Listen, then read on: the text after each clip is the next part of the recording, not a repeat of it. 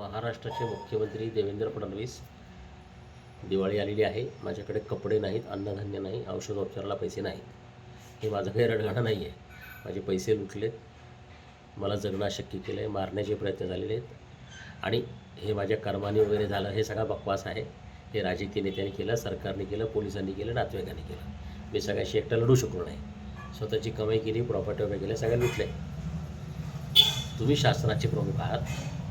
नागरिकाचं अगदी तुरुंगात असलेला कट्टर कसाबला पण तुम्हाला बिर्याणी खाऊ घालायला भेटते.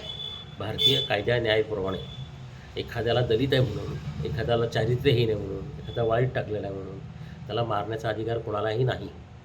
मला जगवणं, माझा मृत्यू होईपर्यंत ही तुमची जबाबदारी आहे अशा परिस्थितीत, कारण की मला मारण्याचे सगळे प्रयत्न मंत्रालयापासून कालपर्यंत झालेले आहेत, त्याचे पुरावे सगळे दिलेले आहेत. आता प्रश्न असा आहे की तुम्ही ऐकायला तयार नाही, म्हणून मी मोदींना, अमित शहा सगळ्यांना पण कळवतो आहे.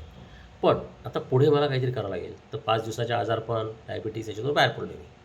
तर मी आता काय करणार आहे फडणवीस साहेब, की आता मी किराणा दुकान, कपड्यांचे दुकान, ज्यांच्याकडून मला पैसे यायचे, गोपीचंद चाटे, बाजूच्या आसपासचे शेजारी ज्यांनी गुन्हेगारी केली आहे, त्याच्यानंतर माझे सासू, माझे मेहुणे, माझा भाऊ ज्यांनी लुटले, पोलिसांनी जे गुन्हेगारी केली आहे, सिडको पोलिसांनी, बाकीच्यांनी, यांना मी संपर्क करणार आहे.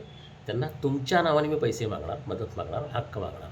तुम्ही म्हणजे कोण? तर देवेंद्र फडणवीस नव्हे, महाराष्ट्राचे मुख्यमंत्री म्हणून. जसं शरद पवारांनी, उद्धव ठाकरेंनी, गोपीनाथ मुंडेंनी, सोनिया गांधींनी, पोलीस आणि इतर लोकांचा माझ्याविरुद्ध वापर केला, बरोबर आहे की नाही, आणि मला घात केला.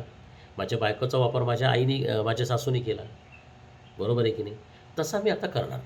पण मी न्याय करणार. मी कोणाच्या रोज ताटात अन्न घेणार नाही, कोणावर दहशत हल्ला करणार नाही, कायदा करणार नाही. मला माझा अधिकार मिळवायचा आहे आणि मला खूप पैसे वगैरे पण नाही पाहिजे.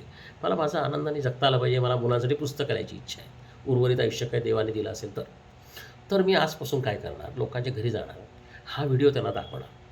आणि मग आता मी एकेका व्हिडिओमध्ये कोणाकडून पैसे येणार आहे, कोणाकडून काय मदतीने, कोणी कसं लुटले सगळं सांगणार. मग कोणा हॉटेलसमोर जाणार, कोणाला अन्न मागणार, कोणाला कपडे मागणार, कोणाला औषधं मागणार, बरोबर, जे देणार नाही ते उपोषण करणार, भीक मागणार, बोर्ड लावणार. हे सगळं मी तुमच्या नावाने करणार आहे, महाराष्ट्राचे मुख्यमंत्री म्हणून. आणि मग त्या लोकांनी ते करायचं का नाही करायचं, माझ्यावर हल्ले करायचे का, मी प्रतिहल्ला करायचा का, मी संरक्षणासाठी काय करायचं हे करणार. कारण आता कोर्ट, पोलीस सगळं होऊन गेलं. आता सहनशीलता होऊन गेली, माझं दुःख मी भोगलं, सगळं होऊन गेलेलं आहे. आता स्वामी विज्ञानानंदांच्या शक्तीने मला आदेश दिला आहे की बेटा तू तुझा न्याय कर, आता तुझा न्याय कर. कायदा हातात नको, आध्यात्मिक शक्तीच्या माध्यमातून तू न्याय निर्माण कर. महाराष्ट्र शासनाची जबाबदारी नक्की कर, लोकांची जबाबदारी नक्की कर. आणि म्हणून मी सगळ्यांच्याकडे चाललो आहे तुमच्या नावाने.